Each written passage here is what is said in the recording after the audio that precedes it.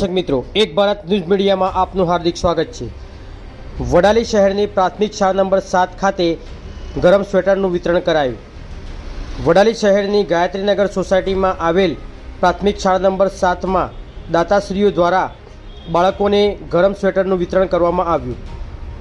વડાલીની પ્રાથમિક શાળા નંબર 7માં શ્રીમદ જયસિંહ બાપાના મુમુક્ષુઓ દ્વારા ધોરણ 1 થી 5ના કુલ 55 વિદ્યાર્થીઓ અને વિદ્યાર્થિનીઓને શિયાળાની ઠંડી સામે રક્ષણ મેળવવા માટે ગરમ સ્વેટરનું વિતરણ કરવામાં આવ્યું।